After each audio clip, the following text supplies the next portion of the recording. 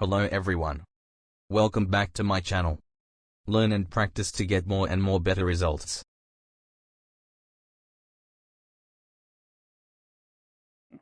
Okay, so the next part about really understanding a word has to do with learning its spelling.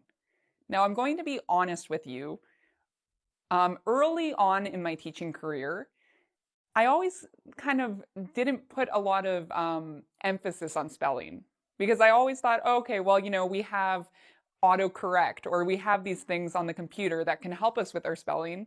So it's not that big of a deal if, students don't spell as well. But that's not true. Spelling really, really helps you remember a word, and it actually is very important, okay? So I am totally different now as a teacher than I was originally. I think spelling is something students should really practice and learn because it really does help you remember a word and make connections to other words. All right, so let's talk a little bit about spelling. So one of the key things with spelling is each time you're learning a new word, different activities help you store the word in different parts of your brain. And that means you remember the word better and you have a deeper understanding of the word. Okay, so spelling is important because it's helping you store the word in your brain better. Another reason why it's important to learn proper spelling of a word is when you can spell it, it means you see it more, whether you're reading or you're reading the newspaper or a book.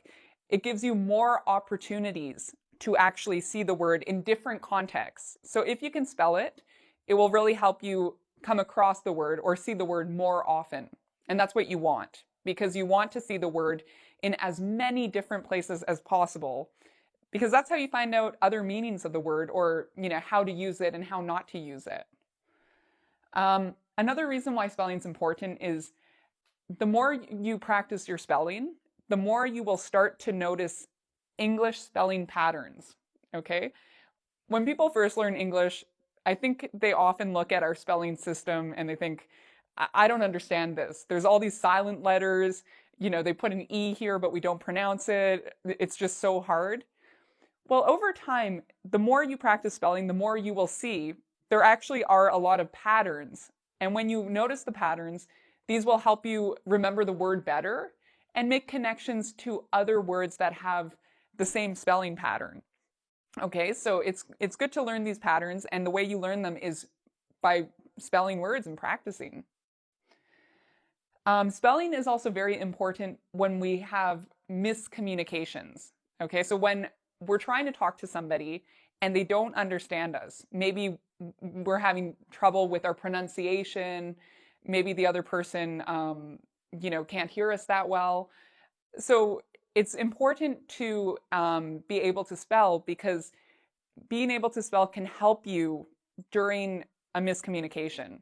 Because what you can do is you can say the word to the person and you can spell it at the same time. So then that way they really understand what you're saying and it becomes clearer and you have less of a communication problem.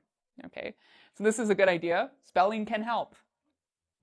A lot of the times when we're talking about spelling, one way, a lot of students really want a quick way to learn how to spell. And one thing that can really help improve your spelling is learning prefixes and suffixes. So prefixes and suffixes are parts of words, just like I was talking about English spelling patterns, they can help you with your spelling. So I'll give you some examples. It's probably easier to understand what a prefix or a suffix is by seeing examples of them. We'll start with suffixes. Suffixes are parts of a word that are at the end of the word that have meaning.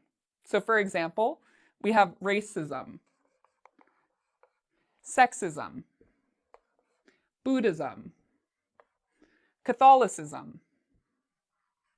Okay, ism, ism, ism, ism. And there's many more isms in English. Ism is a suffix that has meaning. It means a belief in something. Okay, so here you have you believe in racism. Okay, or it could also be like an ideology. So it's like a system of thought. So the key here is that we have a lot of isms in English, and if you realize that, and you see that pattern, then it helps you understand more words that also have that pattern. We also have, like, other than a suffix, we also have these things called prefixes. And this is where we have a part of the word at the beginning that also has meaning. So for example, unhappy, unfriendly. Un means not. So as soon as we see un, a lot of the times we kind of know what the word might mean. Un, okay, it means something not happy, not friendly. Okay, so learning these can really help your spelling because we have tons of them in English, and they can also help you understand words' meanings better and to have deeper connections to these words, which will help you remember them more. My next piece of advice, spelling is something that takes time. So practice, practice, practice. And practice can be fun, you know, like what I like to do is I like to listen to music while I practice, you know, writing a word. And I might just keep writing the same word over and over again. But if I'm doing it to music or something, it doesn't seem so boring or tedious to me. So that's, you know, one suggestion I have for you. All right, now let's look at some other important areas we need to look at when we're learning new words.